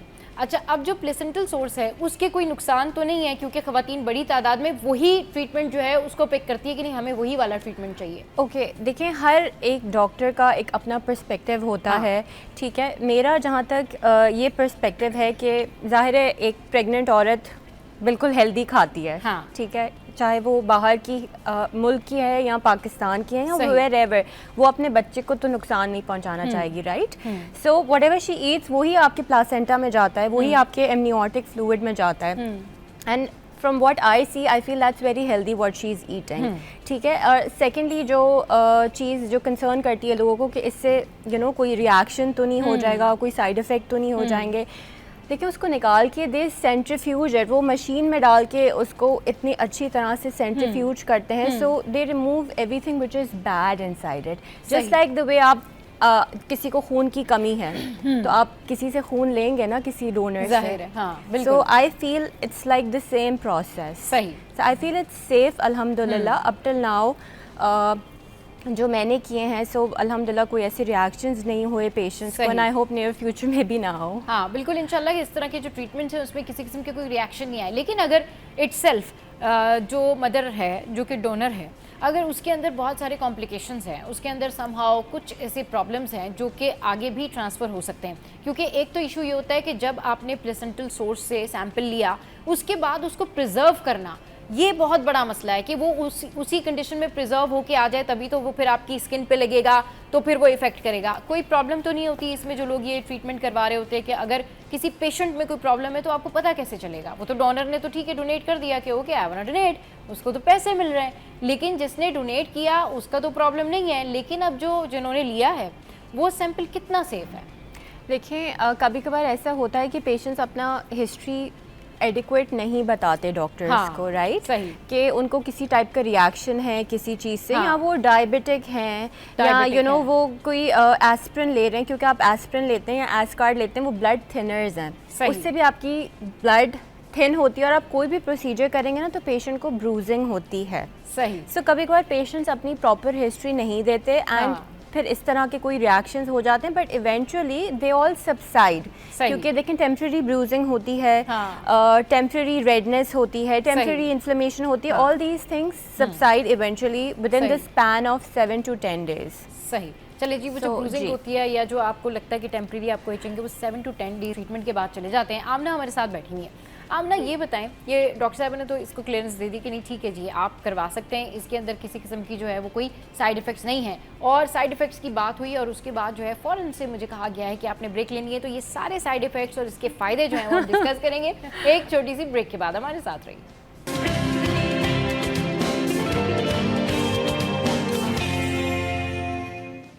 Welcome back. तो एक्सोसोम ट्रीटमेंट पर हम बात कर रहे हैं। आमना हमारे साथ मौजूद है। आमना, जिस तरीके से डॉक्टर साहब ने कहा कि भाई करवा सकते हैं, बिल्कुल ठीक है, इसके ऊपर कोई इशू नहीं है, कोई हेल्थ इश्यूज़ नहीं है, स्किन पे कोई प्रॉब्लम नहीं होती, अगर हो भी जाए तो 7 to 10 डेज में जो है ख़त्म हो जाती है।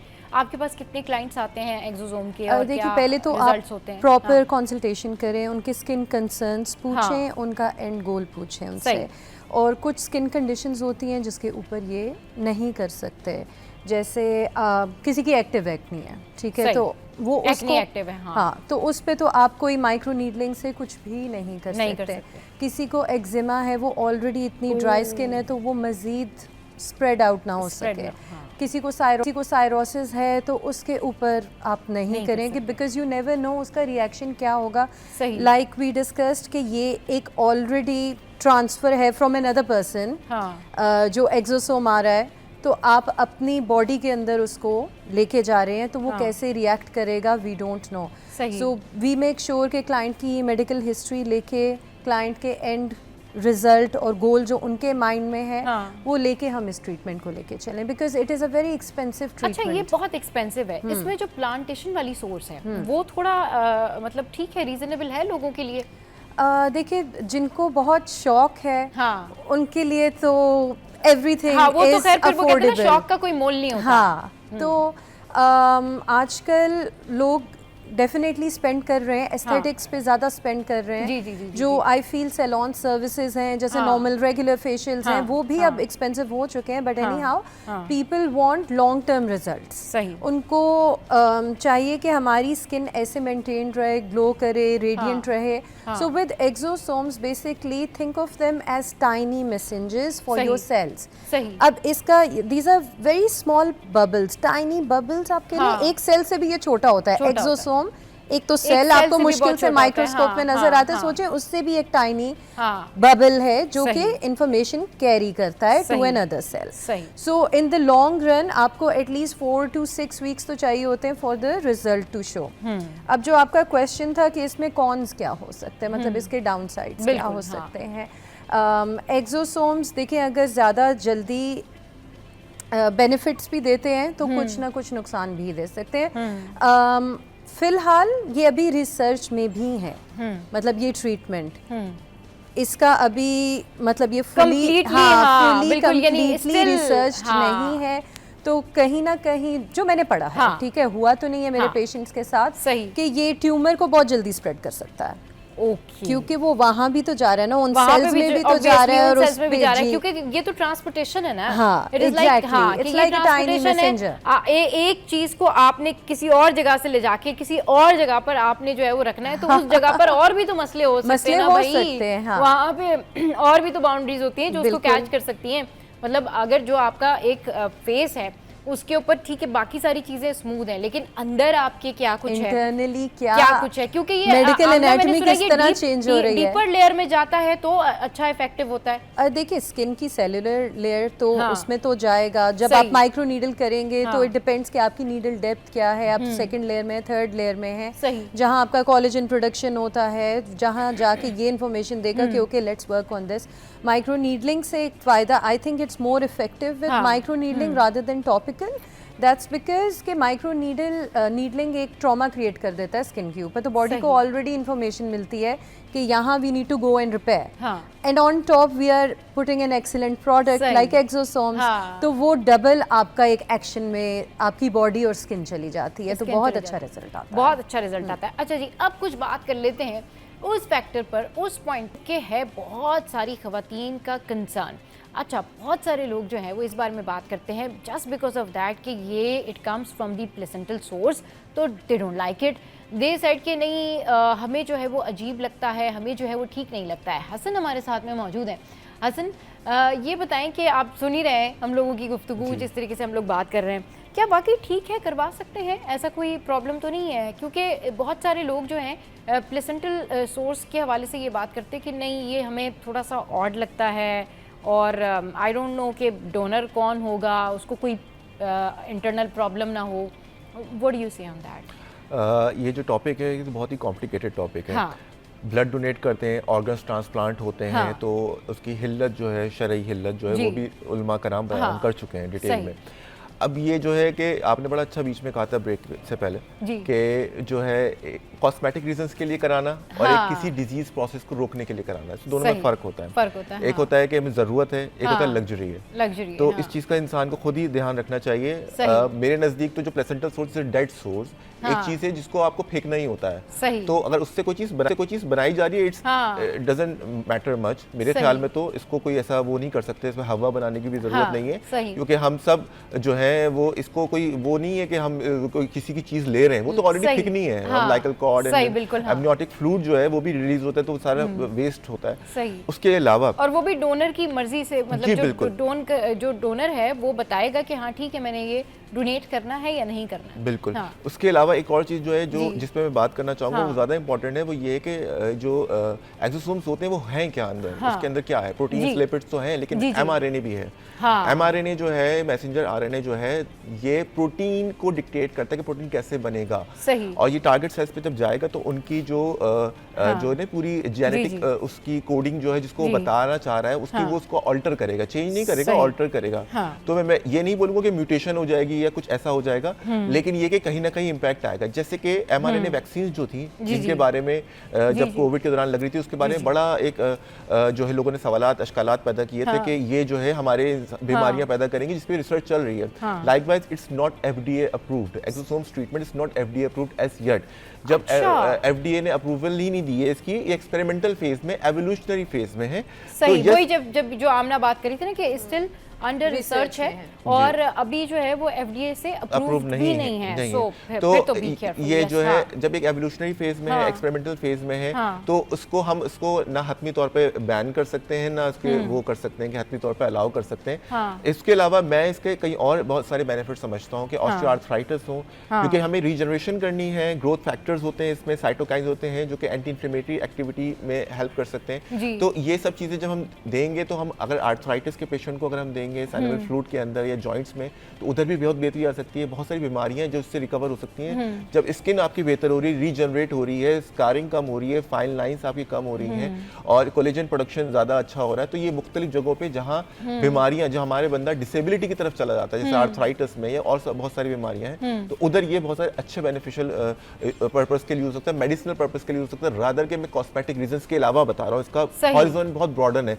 तो in the long run it's going to be here, is going to stay. और इसका जो असल रिसर्च का जो लोगों को फायदा होगा वो लॉन्ग टर्म, जैसे PRP यहाँ हेयर पे होता था, लेकिन अब वो जॉइंट्स में भी होता है, तो इसी तरीके से ये भी PRP जो लॉन्ग टर्म इसका जो है वो फायदा हो सकता है। हसन बहुत अच्छी बात करें, लेकिन हसन अभी जो खवातीन जो हैं जो रिजर्वेशन का इजहार कर रही हैं इस हवाले से कि दिल नहीं मानता या पता नहीं डोनर जो है उसको कोई बीमारी ना हो या फिर इंटरनल जो है कोई ऐसा प्रॉब्लम ना हो, क्योंकि अभी स्टिल रिजर्वेशंस तो हैं, लोग इस बारे में बात तो कर रहे हैं कि ठीक है करवा लेते हैं, लेकिन जो रिजल्ट्स आ रहे हैं ना वो बड़े अच्छे हैं। इसके जो रिजल्ट्स हैं ना, 2000 फाइन रिजल्ट्स, वो आपकी स्किन जो है वो चमकती हुई ग्लास स्किन और बिल्कुल ये जो बेबी स्किन है ना उस टाइप की आपकी स्किन जो हो जाती है वो हो जाती है। अब कौन नहीं चाहता कि जो है वो इतना प्यारा लगे, या कौन नहीं चाहता कि उसकी स्किन जैसे बचपन में हुआ करती थी, ठीक है, वो वैसी हो जाए। तो इस बारे में थोड़ा सा बताएं कि फिर ये जो तहफ़्फ़ुज़ात हैं और ये जो इतने सारे तनकीद है, इसके बारे में आप क्या कहेंगे, किस तरीके से इसको टेकअप करें खवातीन? देखिए लॉन्ग टर्म इसके साइड इफेक्ट्स क्या होने अभी हमें नहीं पता। अभी तो हमें बहुत अच्छे बेनिफिट्स मिल रहे हैं। बहुत जैसे वैक्सीन, हमें कोविड वैक्सीन जब लग रही थी किसी को नहीं पता था कि क्या आगे जाके होने वाला है। और उसके बाद बहुत सारे लोगों ने जो कि अभी रिपोर्टेड है ओनली, अभी इसको हतमी प्रूवन नहीं है कि लोगों को हार्ट अटैक्स हुए नौजवानों को, तो लोग उसका ब्लेम शिफ्ट कर देते हैं कि जो mRNA वैक्सीन लगी थी उसकी वजह से ये हुआ। mRNA जो है, मैसेंजर RNA जो है, वो प्रोटीन को डिक्टेट करता है बनाने के लिए। अगर किसी को बीमारी है, खासतौर पर जेनेटिक बीमारी है, क्योंकि इसके जीन्स में इंकोडेड है, तो वो फिर कहीं ना कहीं, अब ये कि हम पूरा इंसान का जीन चेंज नहीं कर रहे, वो बॉडी को रिजेक्ट कर देगी, जैसे ट्रांसप्लांट जैसे होते हैं, लेकिन ये कि कहीं ना कहीं कोई इम्पैक्ट लॉन्ग टर्म में आ भी सकता है। We never know, it's under the process. So ये कि हमें इस पे पॉजिटिव अप्रोच रखनी चाहिए। जो लोग कराना चाह रहे हैं, जिनका पेशा ऐसा है जहां उनको अच्छा दिखना है, या उनके जो है शो बिजनेस है, या कोई ऐसी चीजें जहां आपको कैमरा के सामने ज्यादा होना है, तो उधर तो फिर भी you can take risk for that. लेकिन ये कि अननेसेसरीली जो सिर्फ फॉर द सेक ऑफ के कोई ऐसा वो प्रोफेशन भी नहीं है जहाँ इतनी जरूरत भी नहीं है, लेकिन you still want to have that, तो आई थिंक अवॉइड करें अंटिल की कोई डिसेबिलिटी या डिजीज ना हो। ये बहुत अच्छी बात है जिस तरीके से अभी हसन ने बताया कि भाई आपने अगर वाकई कोई बहुत ही ज़्यादा ज़रूरत है, नहीं स्किन वाकई बहुत जो है वो ख़राब हो गई है या स्किन में बहुत ज़्यादा प्रॉब्लम है, तो आप इस ट्रीटमेंट की तरफ बढ़ सकते हैं। और समहाउ अगर आपको लगता है, अगर आप जिसको कहते हैं ना कि लोग ख़वातीन जो हैं वो अपने आप को ग्रूम करने के लिए तमाम तर जो है वो ट्रीटमेंट्स कराती हैं, और अब जितना चीज़ें एक्टिव हो गई हैं, जितनी टेक्नोलॉजी जो है वो फास्ट हो गई है, जितना चीज़ें मज़ीद सामने आ रही हैं, उस हवाले से लोग बहुत कंसर्न लेते हैं।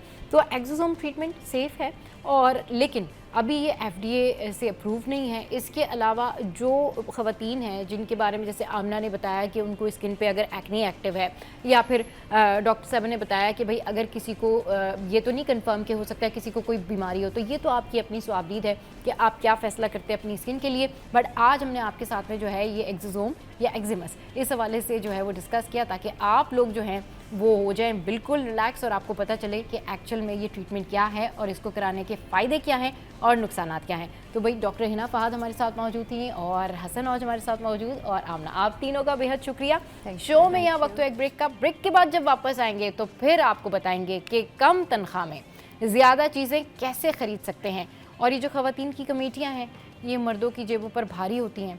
तो इसके लिए हमारे पास 3 बेहतरीन पर्सनैलिटीज़ मौजूद होंगी जिनसे हम शेयर करेंगे कि भाई उनके घर में क्या मामलात हैं, उन्होंने कितनी कमेटियाँ डाली हुई हैं। Stay with us.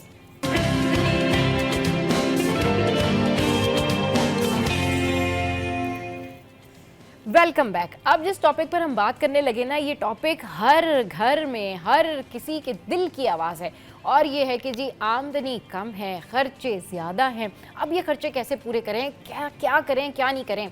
तो इससे बचने के लिए ना बहुत सारे लोग क्या करते हैं कि अगर ठीक है किसी को आईफोन लेना है तो उसने किस्तों पे ले लिया, किसी को बेड सेट लेना है तो उसने किस्तों पर ले लिया, फिर किसी ने अगर washing machine, fridge, TV, whatever they want to buy, वो क्या करते हैं कि किस्तों पे ले लेते हैं। अब जब किस्तों पे ले लेते हैं तो उसमें प्रॉब्लम ये आती है कि शुरू में तो आप ले लेते हैं, लेकिन खर्चे बहुत ज़्यादा बढ़ रहे होते हैं, और फिर ये सारे खर्चों का बोझ जो है ना वो हमारे भाइयों पे, फादर पे, और फिर हस्बैंड्स पर आ रहा होता है, और उसके बाद फिर घर में भी एक क्योस क्रिएट होता है। तो आज हमने 3 मुख्तलिफ शोबों से 3 मुख्तलिफ पर्सनैलिटीज़ जो हैं उनको इन्वाइट किया है, ताकि ये आपको बता सके कि भाई ये क्या मामला होता है, इसको कैसे सॉल्व कर लेना चाहिए। तो हमारे साथ हैं शेफ़ शमा, और हमारे साथ है अफजिया मैम जो कि मोटिवेशनल स्पीकर हैं और सीए से रिलेटेड सीए कर रहे हैं, और सीए से इनका ताल्लुक है, स्टूडेंट है, और स्टूडेंट की भी बड़ी ये प्रॉब्लम होती है कि ये लोग भी बहुत सारी चीज़ें जो है, लैपटॉप है या दीगर चीज़ें जो है वो किस्तों पर लेते हैं, और फिर प्रॉब्लम में आते हैं। इनके घर वाले जो है वो कमेटियाँ डाल देते हैं और फिर कहते हैं बेटा ये आपने भरनी है। अच्छा जी, अस्सलाम वालेकुम, वेलकम टू द शो। सूफी भाई हमारे साथ हैं, अफजिया मैम हमारे साथ हैं, और शमा हमारे साथ है। सबसे पहले मैं स्टार्ट करती हूँ आपसे सूफी भाई, आप ये बताएं कि आपके घर में कमेटियाँ वगैरह डालती हैं अम्मी बहनें वगैरह सब? देखो कमेटियाँ घर में डालने की बात है तो घर में तो नहीं होती, मतलब पड़ोस की आंटियाँ वगैरह जो है वो मतलब ये नहीं, सही है, तो वहाँ पर ज़रूर वो लोग भी अपना जो है वो सेविंग्स वगैरह होती हैं या कुछ हम कह लेके रख देती हैं। लेकिन at the end of the time उनको कुछ सिचुएशंस कभी ऐसी आ जाती हैं कि पैसे भरना मुश्किल हो जाता है। फिर वालदा हो या बहनें हो, वो सबसे पहले खटखटाएंगी दरवाज़ा भाई का, बहनें अगर होती हैं तो, क्योंकि उनको भाई से ज्यादा उनके लिए कोई अच्छा दोस्त नहीं होता। सही, बिल्कुल। तो वो आती हैं, भाई कमेटी शॉर्ट हो रही है, ये पैसे दे दे मैं भर दूं, बाद में आप मुझसे ले लेना। और वो बात आपको पता है कि अम्मी बहन है या कोई भी हो नहीं आता, बात नहीं आती, क्योंकि औरत का कर्जा ऐसा होता है कि अगर वो आप उनसे ले लेना तो आप भले उनको 30% ज़्यादा पे कर दें, 3 टाइम्स मल्टीपल उनको दे दे, लेकिन उनका कर्जा ख़त्म नहीं होता। लेकिन आपने अगर उनको दिया तो वो भूल जाए।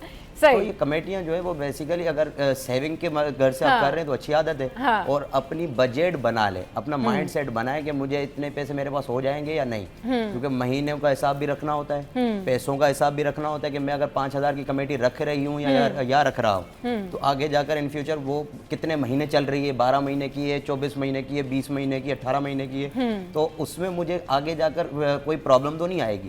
क्योंकि अगर मेरे पास पैसे की इनकम जो है वो सोर्स ऑफ इनकम क्या है वो पहले आप अपना देख लें। क्योंकि घर में अगर अब्बू हैं या अम्मी है, अम्मी कमेटी रख रही है तो उसका बर्डन पूरा जो है वो वालिद के ऊपर होता है, यानी हस्बैंड के ऊपर होता है कि उन्हें ही भरना है आगे जाके। क्योंकि औरत के पास सोर्स ऑफ इनकम होता नहीं है बीइंग हाउसवाइफ। अगर आपका सोर्स ऑफ इनकम अपना है तो अच्छी आदत है, डालें कमेटियां, बचत करें, उसमें कोई बुरी बात नहीं है। सही। चले जी, सूफी भाई ने तो यही कहा, मतलब बता दिया इन्होंने कि जो अगर आप बहनों ने और घर वालों ने कमेटी डाली हुई ना तो बस फिर आप मसाइल का शिकार हैं। अब जी मैम आप ज़रा ये बताएं कि ये किस्तों पे सामान लेना, फ्रिज लेना, टीवी लेना, अच्छा ये वो लोग ही लेते हैं ना और समहाउ ऑब्वियसली अगर तनख्वाह कम है तो उनको घर में फ्रिज भी चाहिए, गर्मी है तो एसी भी लगाना है, बुनियादी ज़रूरियात की जो चीज़ें होती हैं वो लोग खरीद रहे होते हैं। लेकिन बाद में ये बन जाता है बवाल, कैसे मैनेज करें, क्या करें? मतलब अगर कमेटी नहीं डालें तो बड़े बड़े काम नहीं होते। तो ज़रा बताएं ये क्या फंडा क्या है? कमेटी डालें तो मसला, ना डालें तो मसला, किस्तों पे कोई चीज़ ले तो मसला, नहीं ले तो अब फिर तनख्वाह से तो आप इतना बचा नहीं सकते। नहीं देखिए, ये जो किस्तों वाला जो मसला है ना, ये मैंने कई लोगों को देखा है। पर्सनली भी मैंने एक किसी का ऐसा वो देखा कि उन्होंने कहा कि जी किस्तों पे चीज़ें लेनी है हमें, आप 2-3 चीज़ें ले लें, आप वॉशिंग मशीन भी ले ली, मोटरसाइकिल भी ले ली, और वो भी, और उसके बाद जो है ना खड़े हुए वो आके लोग आपके घर के बाहर खड़े हुए हैं, वो कह रहे हैं कि जी आप ये पैसे दें हमें, पैसे दें हमें। अब 3-3 चीज़ों के आप किस्तें कैसे भरेंगे? सही। तो ये चीज़ है कि ये तो या तो जो लेडी है, खातून खाना, उसको ये तो देख के चलना चाहिए कि हम इन चीज़ों को, आपकी जो प्रायोरिटी है ना, मोस्ट इम्पॉर्टेंट प्रायोरिटी है, आप उस चीज़ को ले लें, जो थोड़ा है उसको पीछे करें जब तक आपके पास इतनी सेविंग ना हो। ये चीज़ जो होती है ना, ये मेरे ख्याल इसमें लेडीज़ ही जो है ना वो मार खिलवा देती हैं। सही, बिल्कुल ठीक कह रही हैं। इसमें बड़ा प्रॉब्लम होता है, और प्रॉब्लम यही होता है कि ना इशू ये होता है कि ख़वातीन जो है वो अपने जहन से सोच रही होती हैं कि भाई हम इस मसले को ऐसे टेकअप कर सकते हैं, या हो सकता है कमेटी डालने से या किस्तों पे चीज़ें लेने से मसाइल आसान हो जाएंगे। लेकिन समहाउ मंथ में, थ्रू आउट मंथ में जो है वो इतना ज़्यादा प्रॉब्लम होता है, खर्चे होते हैं। बिल्कुल, हाँ, फिर तो मसला हो जाता है ना। अगर हस्बैंड की इतनी इनकम देंगे, वो आपको इतना नहीं दे, अमाउंट नहीं पे कर रहे हैं, तो आप कैसे करेंगे? और बाद दफ़ा ऐसा होता है कोई इमरजेंसी की आपकी ज़रूरियात और आ गई, आप वहाँ नहीं पे कर सके, तो एक इंसल्टिंग पोजीशन भी हो जाती है आपकी सोसाइटी में भी, जहाँ पता चल रहा है। एक दफ़ा तो हो जाता है, लेकिन 2-3 दफ़ा जब होता है ना, तो फिर आपको जो किस्तों पे चीज़ें देने वाले होते हैं वो फिर आपको इंसल्ट करने लगते हैं ना। सही, बिल्कुल, ये भी होता है। और इनफैक्ट अगर आपने किसी से किस्तों पे कोई चीज़ ले ली है तो डेफिनेटली आपको वो टाइमली जो है उसको भरना है, उसको आपने पे करना है। लेकिन यूजुअली ये होता है, मैम आप ये बताएं, आप कमेटियाँ डालती हैं? नहीं, मैंने कभी नहीं डाली। देखा ज़रूर है, अच्छा, लोगों को सुना ज़रूर है कि लोग डाल रहे होते हैं, लेकिन कभी डाली नहीं है। ऐसी ज़रूरत नहीं। सही, चलिए जी। लेकिन जो डालते हैं उनके लिए आप क्या उनको मोटिवेट करना चाहेंगी, उनको क्या बताना चाहेंगी कि किस तरह जो है वो घर का खर्चा वो मेंटेन करके, मैनेज करके जो है वो अपना बजट मूव ऑन कर सकती हैं? या कमेटियां डालने से कुछ लोगों को फ़ायदा होता है, क्योंकि बहुत सारे ऐसे लोग हैं जिनके बहुत बड़े बड़े काम जो है वो कमेटियों से हो जाते हैं। नहीं, ये बात है कि ये चीज़ अच्छी है। सेविंग जो है ना, देखिए एक हाउसवाइफ जो है ना, बिल्कुल लोअर उससे भी लेकर और अपर ग्रेड में भी आप देख लें, तो वो लोग ना कमेटी डालती हैं ख़वातीन, और काम करती हैं बाकायदा। बच्चियों की शादियाँ हैं, बड़ी बड़ी चीज़ें ख़रीदना है, लेकिन ये है कि इसमें ये भी देखना पड़ता है कि कमेटी डालने वाले लोग जो हैं वो आपके भरोसे वाले हो। ऐसा नहीं हो कि लेके भाग गए, आप रोते हुए उनके पीछे भाग रहे हैं। कई ख़वातीन का ऐसा सुना है।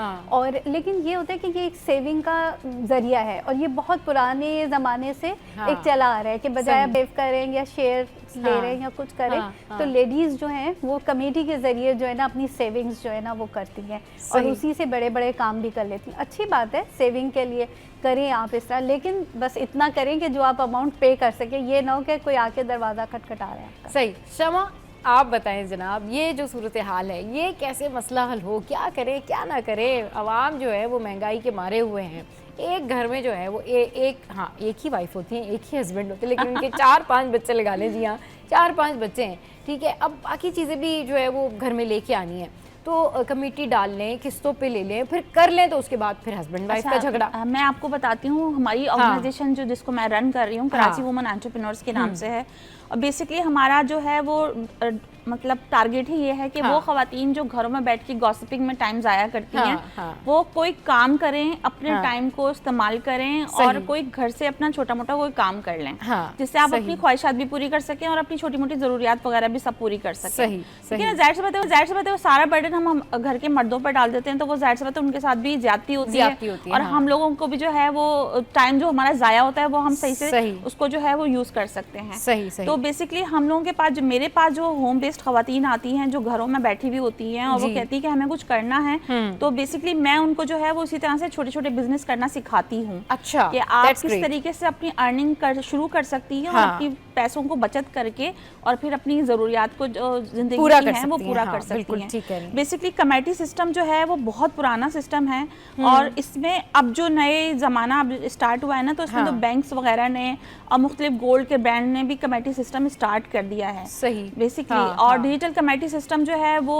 ज़्यादा रिलायबल है, बजाय इसके कि आप मोहल्ला कमेटी सिस्टम या रिश्तेदारों में जो डालते हैं, उसमें लोग जो है वो रिलायबल नहीं होते। अक्सर अब भी आजकल अखबारों में आप देखें हर दूसरे दिन इस तरह की न्यूज़ होती है कि लोग करोड़ों रुपए लेके भाग गए। तो वो इसी वजह से भागते हैं कि आप किसी के भी कहने पे कहीं पे भी पैसे लगा देते हैं कि हमें डबल होके मिल जाएंगे या हमारा जो है वो काम बन जाएगा अभी तो, लेकिन वही होता है कि वो पैसे लेके भाग जाते हैं, उनका कोई रिलायबल सिस्टम नहीं होता, कोई चीज़ नहीं होती, कोई चेक एंड बैलेंस नहीं होता, कोई स्क्रूटनी नहीं होती कि आप जिसके जाके तहत पूरा सिस्टम करते हुए जाके अपने पैसे लगाएं। तो उससे बेहतर है कि आप जो है गोल्ड में लगा दें या आप कोई इस तरह का कोई बैंक की सेविंग सिस्टम में लगा दें या पाकिस्तान का जो बचत स्कीम है। ऐसे भी बड़े सारे लोग हैं ना, अभी जैसे आपने बताया, ये बड़ी अच्छी प्राइस बॉन्ड ले लें, मैं खुद प्राइस बॉन्ड लेती हूँ। अच्छा, मतलब वो एक अच्छी चीज है, आपके पैसे भी बचत हो जाते हैं, आपका प्राइस भी निकल ही आता कभी ना कभी। अच्छा, ये आपने बड़ी अच्छी बात बताई कि जो मोहल्ला कमेटियां होती हैं उससे बेहतर ये है कि डिजिटल कमेटियां। ये कौन सी कमेटियां होती है? ये हमारे बैंक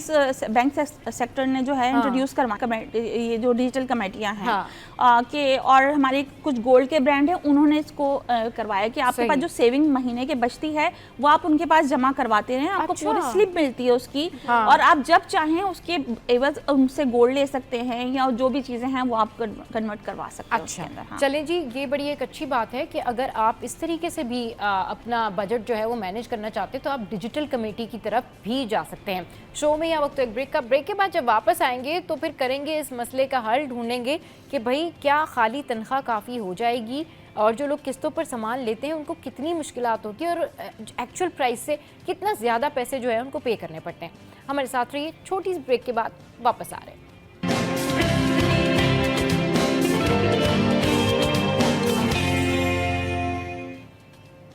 वेलकम बैक। तो जनाब, बात हो रही है कि लोग किस तरीके से अपने घर का खर्चा चलाएं। अच्छा, बहुत ज़्यादा जो प्रोमिनेंट लोग होते हैं ना, उनमें ये शेफ्स होते हैं या ये मोटिवेशनल स्पीकर होते हैं, स्टूडेंट होते हैं या फिर हाउसवाइफ्स होती हैं या फिर वर्किंग वुमेंस होती हैं। अब जैसे शेफ़ हैं और उन्होंने अपना कोई सेटअप जो है वो किया हुआ है, उसके लिए उनको बहुत सारी जो है वो घर पे चीज़ों की ज़रूरत है, उनको सामान मंगाना है, लोगों ने ऑनलाइन उनको जो है कहा हुआ है कि ठीक है आप हमें ये ऑर्डर प्लेस करके दें, तो डेफिनेटली ये लोग फिर अपना बजट मेंटेन करने के लिए किन चीज़ों की तरफ जाते हैं, इस हवाले से भी हम बात करेंगे। अफजिया मैम हमारे साथ हैं। मैम, आप ये बताएं कि अब जिस तरह से मैंने कहा ना कि पर्पस होता है हर चीज़ का, ठीक है, एक तो किसी की शादी हो गई या फैमिली मैटर हो गया, एक होता है बिजनेस मैटर।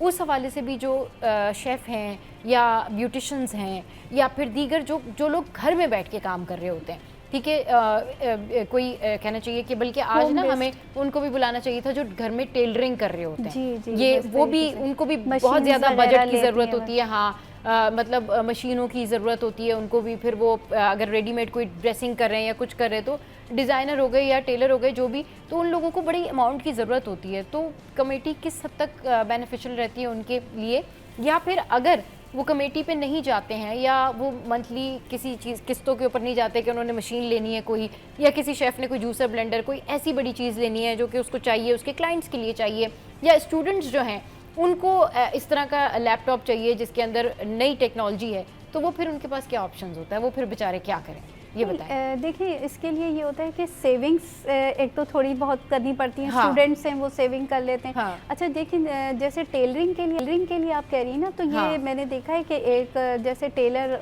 ख़वातीन होती है घर में, उनको एक से दूसरी मशीन चाहिए, वो किसी दूसरे को अपने साथ हेल्पर के तौर पे रख रही हैं, तो वो अक्सर मैंने ये भी देखा है कि वो लोग ये करती हैं कि जो उनके क्लाइंट्स हैं ना, वो उनसे कहती हैं कि देखें अगर आप तो हमसे कपड़े सिलवाते रहेंगे, आप हमें कुछ अमाउंट दे दीजिए तो ये मशीन जो है वो हो जाएगी, हम आपसे पैसे नहीं लेंगे। ये एक सेफ वो होता है कि वो उनके पास पैसे आ जाएंगे, वो किसी से कर्ज तो नहीं ले रहे हैं। वो कपड़े उनके सी देंगी तो वो इस तरीके से। अच्छा लेकिन बाज़ लोगों का ये होता है कि वो लोग ले लेते हैं, बैंक से ले लिया या किसी से कर्ज ले लिया, फिर वो नहीं दे पा रहे, कोई शेफ्स है जैसे आप कह रही हैं, या कोई घर में कोई अपना बिजनेस स्टार्ट कर रहे हैं दुकान का, तो फिर उन लोगों के लिए वो पैसे देना जब उनके लिए मसला हो जाता है, तो वो फिर ये होता है एक दूसरे से कर्ज ले रहे हैं या कुछ तो वो उसमें ये ज़रूर करना चाहिए कि आप बड़े उससे अपना जो है ना एक पॉकेट अलग करते जाएं कि ये मुझे देना ही है। वहाँ पर जो है ना उस चीज़ को आप अपने यूज़ में नहीं करें ना।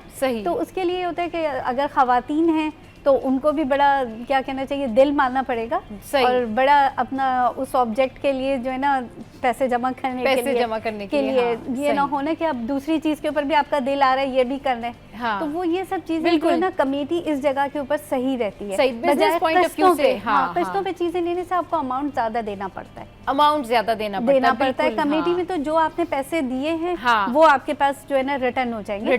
किस्तों में तो आपको ज़्यादा पैसे देने पड़ रहे हैं, तो इससे बेटर यही है कि आप छोटी छोटी कमेटियाँ रिलायबल उसके ऊपर डालें, घरों में या फिर डिजिटल बैंकिंग का जैसे कहा, तो इस तरीके का वो कर लें। लेकिन ये है कि किस्तों के उससे बचें तो बेहतर, उसमें ज़्यादा पेमेंट है।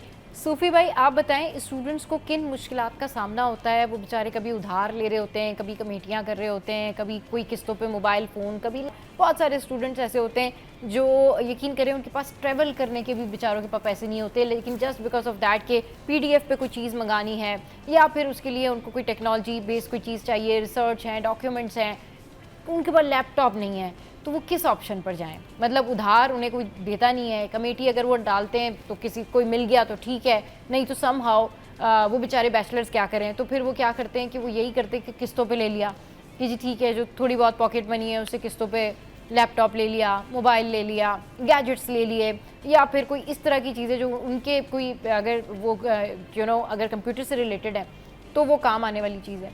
क्या किस तरह मैनेज करते हैं? देखिए सबसे पहले बात आती है तो रिलायबिलिटी की बात आती है। और ये जो नहीं मैं ये इंस्टॉलमेंट की बात करी मैं। इंस्टॉलमेंट पे जो लोग देते हैं अमूमन सामान, अगर उनको आप देखेंगे तो वो टारगेट ही करते हैं जो इलिटरेट पीपल होते हैं उनको ज़्यादातर, क्योंकि उनको आइडिया नहीं होता कि हमसे कितना दुगना या कितना तिगना लिया जा रहा है। मेरे साथ एक इंसिडेंट हुआ था, मेरा दोस्त था, उसने कोई चीज़ लेनी थी, लैपटॉप वगैरह था, तो हम लोग साथ गए, उससे जाकर बात की तो उन्होंने सबसे पहले ना हमें बोला कि हम इतने मार्कअप पे आपको देंगे। और वो जब मैंने अपने कैलकुलेट किया, क्योंकि मेरा बैकग्राउंड जो है वो CA से है और अकाउंटिंग वगैरह और फाइनेंस जो है वो हमारी तो हम लोगों के लिए तो इजी है वो टास्क है। तो जब मैंने वो उसको कैलकुलेट करके वहीं उसके कैलकुलेटर पे वो चीज़ दी, मैंने बोला मार्कअप इसका इतना हो रहा है और आप इतना ले रहे हैं, means there was a difference of about 50,000। सही, मतलब 50,000 रुपए ऊपर जा रहे थे इंस्टॉलमेंट पे। इंस्टॉलमेंट पर और वो कौन सी क्या गैजेट ले रहा था? वो लैपटॉप था या बाइक वगैरह थी, कुछ इस तरह का था, मुझे इतना ये बाइक भी बहुत लेते स्टूडेंट्स। सही। तो वो जब हमने उनसे जाकर बात की, मैंने बोला कि यार मैं खुद फाइनेंस का बंदा हूँ, स्टूडेंट हूँ अकाउंटिंग का, तो मार्कअप वाला खेल और मार्जिन वाला जो है ना वो खेल मुझे आप ना सिखाएं। आपने मुझे मार्कअप बताया कितना 25% मार्कअप है और आप उस पर चार्ज कर 75% मार्कअप। सही। तो उसके पीछे मुझे लॉजिक बता दें आप। तो उस बंदे की स्टेटमेंट मेरे कानों में आज भी है, वो उसने बोला कि यार धंधा बंद करवाएगा क्या?